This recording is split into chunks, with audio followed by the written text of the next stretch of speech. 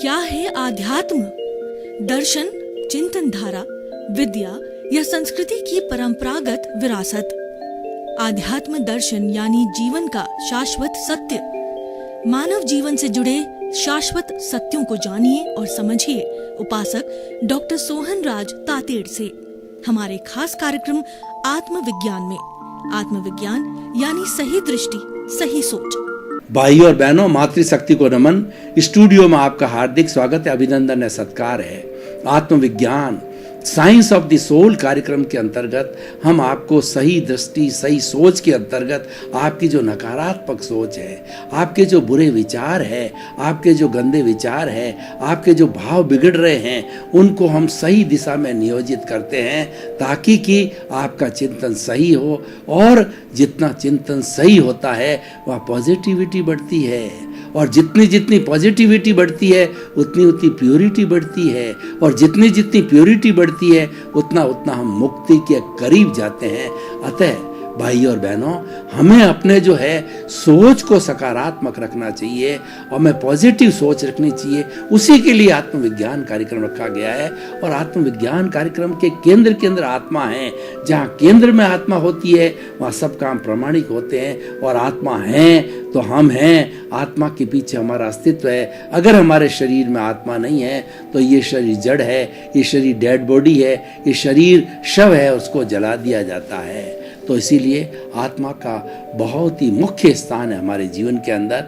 ये सारा कार्य हम अलग अलग एपिसोड्स के माध्यम से करते हैं। तो आज हम एक बहुत सुंदर एपिसोड लेकर के आपके सामने प्रस्तुत हो रहे हैं। आज का हमारा विषय है जैसा अन्न वैसा मन।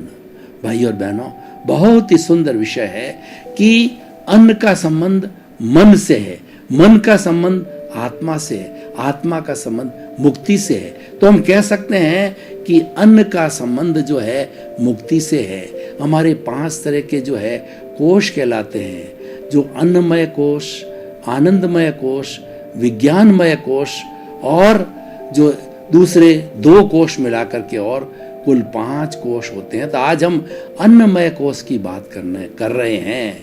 अन्न जो है हमारा कैसा होना चाहिए, सबसे पहले इस पर चिंतन करें तो अन्न हमारा हित, मित और रित होना चाहिए। हित का मतलब यह है कि भोजन हितकर होना चाहिए। हितकर भोजन, मेडिकल साइंस की भाषा में बात करें तो हितकर भोजन वह होता है जिसमें 20% प्रोटीन, 10% कार्बोहाइड्रेट, 10% फैट, 6% विटामिन और 4% मिनरल्स और 60% जो है पानी होना चाहिए। पानी, ये भोजन न्यूट्रिशियस कहलाता है। न्यूट्रिशियस भोजन होता है, हमें अच्छी विटालिटी बनाता है। हमारी प्राण ऊर्जा जिससे हमारे मन वचन काया की सब प्रवृत्तियां चलती है, उसको प्राप्त करने के लिए 4 चीज़ों की आवश्यकता होती है। एक होता है हमारा भोजन जिसको अन्न कहते हैं, और दूसरा है हमारा पानी और शुद्ध वायु और अग्नि। ये चारों मिलकर के विटालिटी बनाती है, प्राण ऊर्जा बनाती है, और प्राण ऊर्जा से मन वचन काया की हर प्रवृत्ति होती है।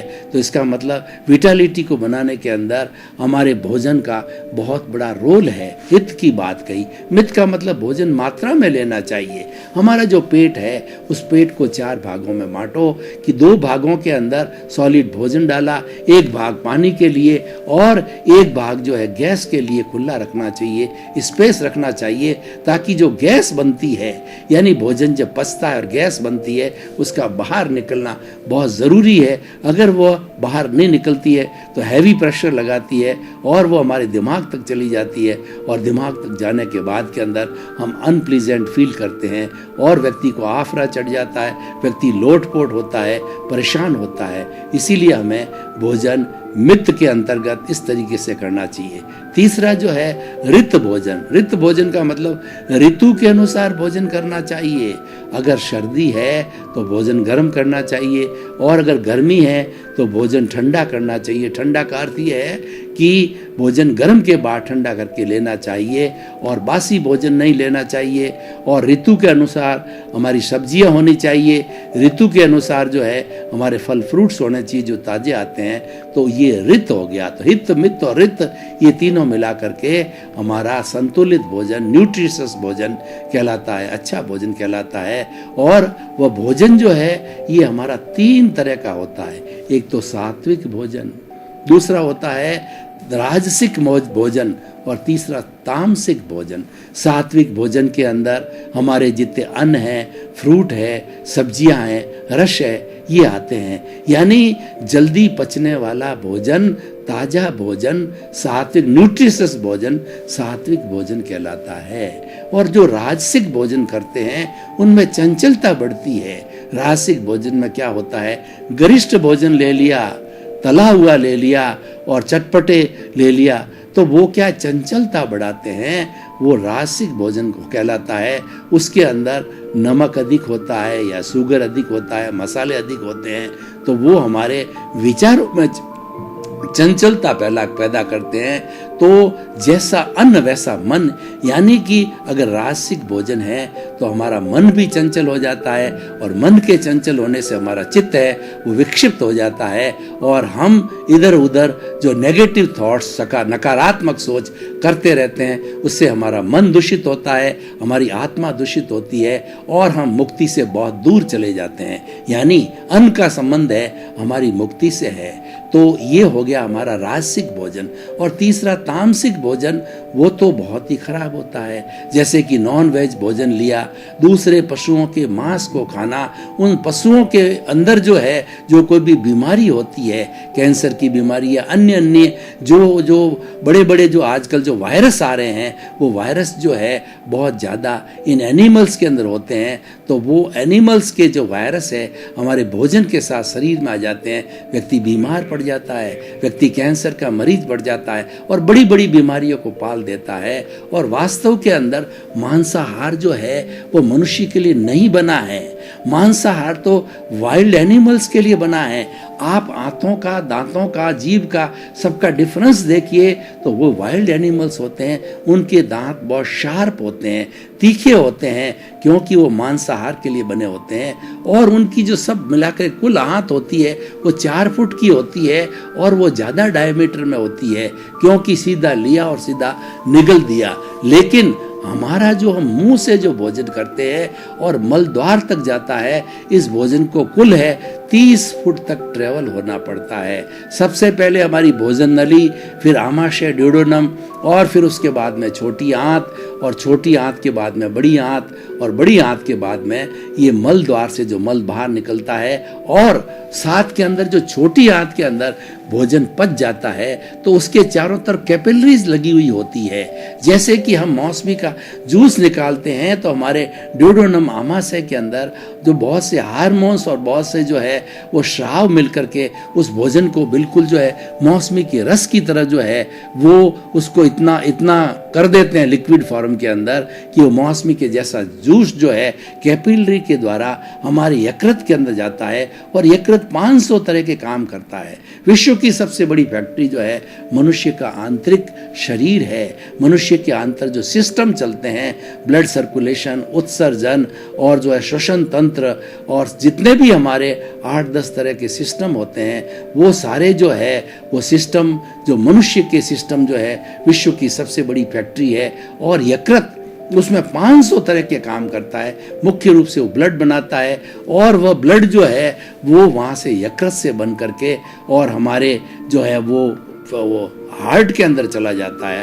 हार्ट के अंदर दायां आलिंद, बायां आलिंद, दायां निलय, बायां निलय, ये जो है 4 भाग होते हैं। तो जो अशुद्ध जो होता है वो दायां आलिंद में आता है, और वहाँ से जो पंप करके और फेफड़ों को भेज दिया जाता है। फेफड़े हमारे श्वसन तंत्र से जुड़े होते हैं, बाहर से ऑक्सीजन लेते हैं। ये ऑक्सीजन उस ब्लड को शुद्ध करती है, और शुद्ध करके और ये ब्लड पुनः जो है हमारी हार्ट के अंदर जो है वो बायां निलय और दायां निलय में आ जाता है। और वहाँ से पंप होकर के और सारी बॉडी के अंदर सर्कुलेट करता है। और ऐसा कहा जाता है कि 1,00,000 किलोमीटर ब्लड जो है सारी वेंस में, धमनियों के अंदर, शिराओं के अंदर, पूरे शरीर में घूमता है और एक एक कोशिका को वो खुराक देता है। सारी खुराकें ब्लड के माध्यम से बनती है। 60 खरब कोशिकाएं हमारे शरीर में, सबको खुराक है इसी ब्लड के माध्यम से मिलती है।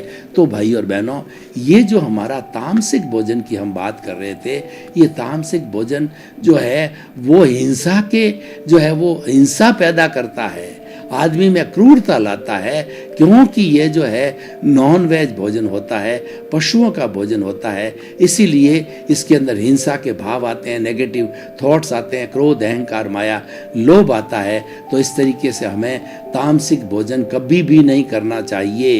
ये सबसे खतरनाक भोजन है और ये भोजन है मनुष्य के जीवन को बहुत खराब कर देता है। और अहिंसा की दृष्टि से बात करें तो जिन प्राणियों का हम मांस खाते हैं उनको मार करके उनमें भी हमारे जैसी आत्मा है। हमारे शरीर को काटा जाता है, हमारे शरीर को छेदन भेदन किया जाता है तो हमें दर्द होता है। वैसा का वैसा उन प्राणियों को जब मारा जाता है तो उनको वैसा का वैसा दर्द होता है और उससे हमारे कर्मों का बंधन भी होता है। और मनुष्य जो है कर्मों का बंधन भुगतने के लिए अगले जन्म के अंदर बाध्य हो जाता है। तो ये भी एक बहुत बड़ा नुकसान होता है। तो हम बात कर रहे थे कि जो हमारे अन्न की बात कर रहे थे कि अन्न जो है हमारा राजसिक, तामसिक और सात्विक में से सात्विक सबसे बड़ा अन्न है, जो कि हमें सकारात्मक सोच देता है, राजसिक चंचलता पैदा करता है और तामसिक भोजन हिंसा और क्रूरता के भाव लाता है। तो भाई और बहनों, जैसा अन्न वैसा मन की हम बात करें तो अब हम जो है थोड़ा इस अन्न का हमने काफी विवेचन किया। अब मन की बात करते हैं कि मन किसे कहते हैं। मन है वो मनन के पूर्वक और मनन के बाद में मन नहीं रहता है, केवल मनन के समय ही मन रहता है। यानी जब आपने चिंतन चालू किया तभी मन खड़ा होता है, उसके अतिरिक्त जो है मन नहीं रहता है। मन एक पौद्गलिक वस्तु है और ये हमारा मन के 2 कार्य है कि जो हमारी 5 इंद्रियां हैं, स्पर्श, रसन, घ्राण, चक्षु, श्रोत्राणि, इंद्रियाणि, ये 5 इंद्रियां जो बाहर के इसके 23 विषय होते हैं, इन विषयों को बाहरी जगत से खींच के लाती है और वो ला करके और मन को दे देती है। मन के अब 2 काम होते हैं। मन जो है इस इंद्रियों के द्वारा प्राप्त जो विषयों के ऊपर योजना करता है और उसके साथ साथ में मन एक मैनेजर का भी काम करता है कि मन जो है भूतकाल की कल्पना करता है और भूतकाल की स्मृति करता है, भविष्य काल की कल्पना करता है और वर्तमान काल का चिंतन करता है। तो इसीलिए मन हमारा अच्छा कब रहता है कि हम हमेशा भावक क्रिया करें, हम हमेशा वर्तमान में जीवें, क्योंकि ऐसा कहा गया है कि yesterday never exist, yesterday has gone away, tomorrow never exists, the moment of the present is with us to do something।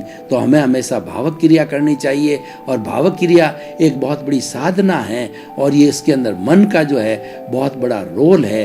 मन के लिए कहा जाता है कि मन लोभी, मन लालची, मन चंचल, मन चंचल मन और मन के मते न चालिए, पलक पलक मन और। मन को जो है बहुत कोसा जाता है, पर बेचारा मन तो क्या करे, मन तो नौकर है, जो मालिक है वो चित्त है। चित्त वास्तव में विक्षिप्त होता है, वो विक्षिप्तता मन तक पहुंचती है और उसके बाद इंद्रियों तक जाती है और शरीर के सारे हमारे हाथ पैर जो जितने भी अंग है उन अंगों तक जो है वह चित्त की बात, जो कि भाव भीतर से आता है, उस भीतर से भाव के द्वारा जो ये सारा जो है उपक्रम चलता है।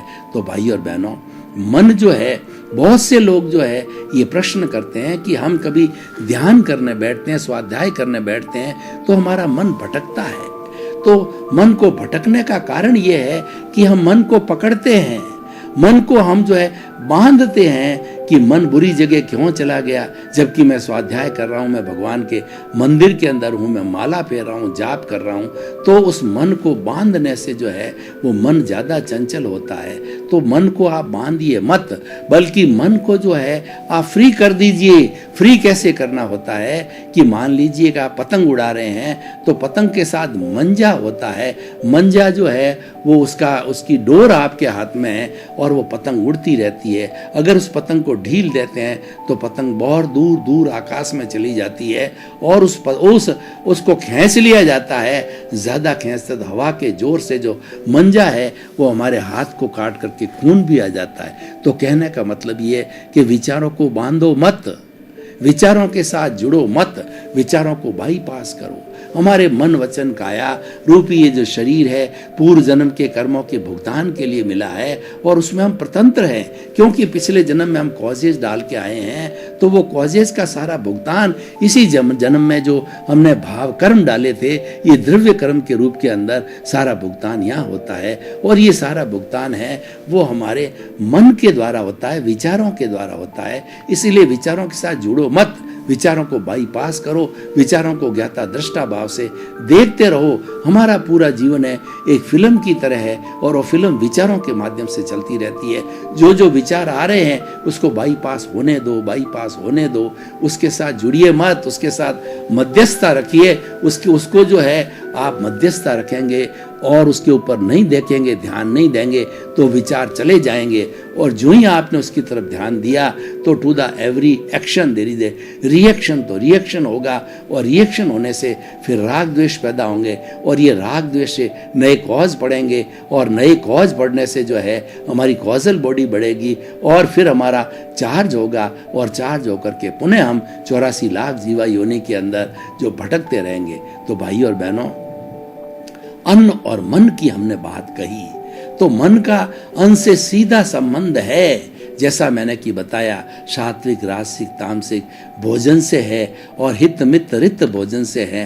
तो हमें अन्नमय कोश के ऊपर बहुत ध्यान देना चाहिए। ये हमारी प्राइमरी स्टेज है और भोजन के साथ में भोजन समय पर करना चाहिए और भोजन जो है वह करने के बाद में हमें जितनी कैलोरीज का भोजन में लिया होता है उसको बर्न करना चाहिए। उन कैलोरीज को बर्न नहीं करते हैं तो एक्स्ट्रा फैट हमारे शरीर के अंदर बढ़ती है और एक्स्ट्रा फैट बढ़ने के कारण मोटापा आता है और मोटापा जो है सभी बीमारियों की जड़ है। जो आज शुगर बीपी वगैरह जितनी बीमारियां होती है वो सब बीमारियों का मुख्य कारण मोटापा है हमारा। तो उसको रोका जाना चाहिए, फैट से होता है और ये फैट जो है एक्स्ट्रा कैलोरीज जो इकट्ठी होती है उससे आती है। तो भाई और बहनों, अब हम बात करते हैं कि अन्न के द्वारा जो है हमारा भीतर जो विटालिटी बनी तो उसके अंदर नकारात्मक और सकारात्मक सोच से हम इसका संबंध जोड़ते हैं। तो जो नकारात्मक सोच पैदा होती है उसका हमारा भावात्मक जो है विकास अवरुद्ध हो जाता है। क्रोध अहंकार माया लोभ जो है वो नकारात्मकता से पैदा होते हैं और वो नकारात्मकता कैसे आती है कि हमारा भोजन होता है वह अगर तामसिक होता है तो इस तरीके के विचार खड़े करता है और विचार खड़े करने से वो नकारात्मकता होती है। वो नकारात्मकता क्रोध पैदा करती है, अहंकार पैदा करती है, माया पैदा करती है, लोभ पैदा करती है, जिसको हम कषाय कहते हैं, जिसको हम राग द्वेष कहते हैं। दुनिया में सबसे बड़ा दोष है वो राग द्वेष होता है। इस दुनिया के अंदर कोई दोषी नहीं है। 84 लाख जीवा योनि के प्राणी हैं, वो हमारे लिए निर्दोष है और ये पूरी प्रकृति माँ है वह निर्दोष है। लेकिन जो दोष कहाँ है, दोष हमारे भीतर राग द्वेष में आते हैं और ये राग द्वेष का संबंध जो है हमारे जो है वो तामसिक और राजसिक भोजन से है। तो हमें अन्न का बहुत ध्यान रखना चाहिए। आज इसका हमारा विषय जो है जैसा अन्न वैसा मन रखा गया है। अब हम मन की बात को थोड़ा और आगे बढ़ाते हैं कि ये मन जो है वो पैदा कैसे होता है। ये भावों से पैदा होता है और ये भाव कहाँ से आते हैं इसको भी हमें समझना जरूरी है कि हमारी आत्मा के साथ में एक कॉजल बॉडी जन्म जन्मांतर से जुड़ी हुई होती है। तो इन कॉजल बॉडी के कारण ही जो है हम इन 84 लाख जीवा योनियों के अंदर भटकते हैं। अब प्रश्न ये है कि इस कॉजल बॉडी का, इस कर्म शरीर का, इस स्थूल शरीर का या इसका लिंग शरीर का जो है संबंध है वो किस तरीके से हमारी आत्मा से हुआ, क्योंकि आत्मा तो चेतन है और ये कॉजल बॉडी जो राग द्वेष है, ये जो 8 तरह के जो हमारे कर्म हैं और 148 इसकी प्रकृतियां हैं, ये समस्त प्रकृतियां जो है वह हमारे द्रव्य कर्म हैं और ये द्रव्य कर्म जो है वो इकट्ठा होने का कारण क्या है। वो कारण जो है हमें वो हमारी आत्मा के साथ में कैसे जुड़े ये हमें समझना जरूरी है। तो भगवान महावीर को उनके शिष्यों ने प्रश्न किया, हे प्रभु बताइए कि ये आत्मा के साथ में ये कर्म शरीर कब से जुड़ा हुआ है और इसके जुड़ने की इसको क्यों आवश्यकता पड़ी, ऐसी क्या मजबूरी थी कि कर्म शरीर जो है आत्मा से जुड़े। क्यों, आत्मा तो चेतन है और ये कर्म शरीर जड़ है। जड़ और चेतन का ये संबंध किस प्रकार से हुआ। तो भगवान ने अपने शिष्यों को प्रति उत्तर किया कि आप बताइए कि पहले मुर्गी हुई या पहले अंडा हुआ। तो शिष्य सोचते रहे लेकिन उनसे कोई उत्तर नहीं बना। तो उन्होंने कहा प्रभु इसका उत्तर तो आप ही दीजिए, इसका उत्तर हमें पता नहीं पड़ रहा है। तो भगवान ने कहा कि पश्चानुपूर्वी, यानी ये जो है हमेशा से जो है ये आत्मा के साथ में कर्मों का बंधन रहा हुआ है। अब हमारा पुरुषार्थ क्या है, हमारा पुरुषार्थ ये है कि इस कर्म शरीर को जो है आत्मा से अलग करना। दोनों शाश्वत है। हम अगर कर्म शरीर की बात करें तो जड़ तत्व की बात करें तो जड़ तत्व में सबसे जो शुद्ध जो है वो परमाणु है और परमाणु बिल्कुल विशुद्ध होता है। भगवान महावीर ने कहा कि जो परमाणु होता है वो नॉन डिविजिबल होता है, नॉन डिस्ट्रक्टिव होता है, उसके टुकड़े नहीं होते हैं और उसको किसी भी दूरबीन से नहीं देखा जा सकता है। उसको मात्र जो अवधि ज्ञानी और मन पर्यावज्ञानी और केवल ज्ञानी होते हैं वही देख पाते हैं और कोई भी जो है लेबोरेटरी की जो दूरबीन है उसको नहीं देख पाती है।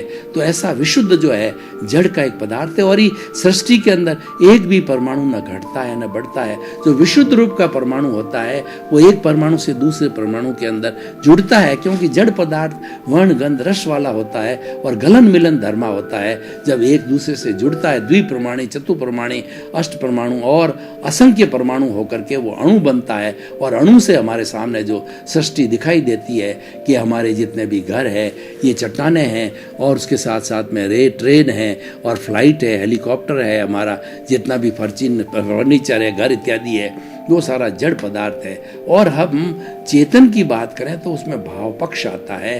तो ये भाव पक्ष जो है वो किस तरीके से काम करता है, तो हमारा ये जो संबंध है इसके बीच के अंदर एक वेल्डिंग पड़ी हुई है, अज्ञान रूपी वेल्डिंग है जड़ और चेतन के बीच में, वही इन दोनों को जोड़ती है।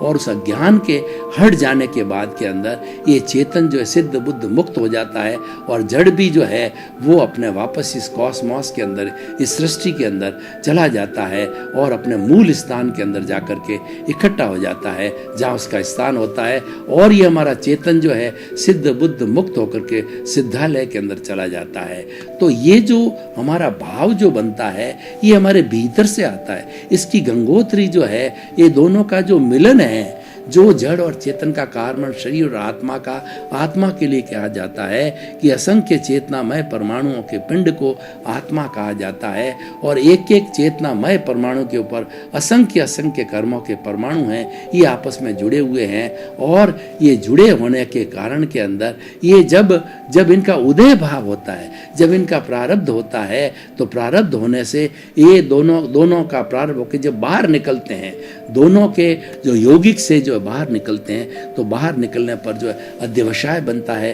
और वो अध्यवसाय से जो है वो कलरलेस जो है हमारी वेव्स है, वो वेव्स आगे जाकर के अवचेतन मन जो कि हमारा भीतरी संसार है और अवचेतन मन के साथ में जुड़ा हुआ हमारा जो सबकॉन्शियस माइंड है, तेजस शरीर है, उसमें जाकर के लेश्याएं बनती है, उनका रूपांतरण होता है और वो लेश्याएं जो है पुनः जो है वापस हमारे चित्त के साथ जुड़ा हुआ एंडोक्राइन ग्लैंड्स में जुड़ता है, लिक्विड फॉर्म में बदलता है और लिक्विड फॉर्म जाकर के हमारे चित्त की प्रेजेंस के साथ में पूरे ब्लड में सर्कुलेट होके सारे शरीर में चले जाते हैं और विचार बन जाते हैं। तो वो जो भाव पक्ष था, जो वाइब्रेशंस के रूप के अंदर जो उदय के रूप में आया था, वो भाव पक्ष जो है वो हमारा जो है वो विचार बन जाता है और ये विचार ही हमारा मन है।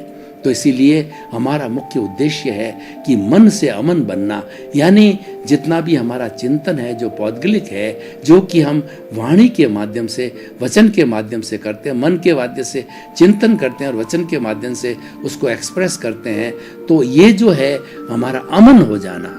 अमन होने का मतलब ये मन है हमारी बुद्धि तक स्थिर है, बुद्धि से हम परे जाते हैं तो वो प्रज्ञा का जगत होता है, वह अवचेतन मन का जगत होता है। तो उस जगत के अंदर जाने से सारे जो केवल वाइब्रेशंस होते हैं और ये जो है हमारा जो जितना चिंतन है, जो शब्द है, वो समाप्त हो जाते हैं और वो वाइब्रेशंस के अंदर सबको एक साथ दिखाई देता है। चाहे भगवान राम हो, चाहे कृष्ण हो, चाहे महावीर हो, चाहे पैगंबर हो, चाहे कोई भी हो, उसमें सबको एक साथ दिखाई देता है। भाई और बहनों, आपका बहुत बहुत धन्यवाद। आप हमारा आत्मविज्ञान कार्यक्रम बराबर देख रहे हो। आप आत्मविज्ञान कार्यक्रम की आत्मा हो, इसको बराबर देखते रहिए। इसमें आपको ऐसे ऐसे सूत्र मिलेंगे त्याग के, वैराग्य के, कि आपका जीवन धन्य हो जाएगा, आपको सही दिशा मिलेगी। ये हमारा दृष्टि विज्ञान है, इसको प्राप्त कीजिए और अपने जीवन को धन्य बनाइए। आपके प्रति मंगल भावना, शुभकामनाएं। आत्मविज्ञान में आत्मविज्ञान यानी सही दृष्टि, सही सोच।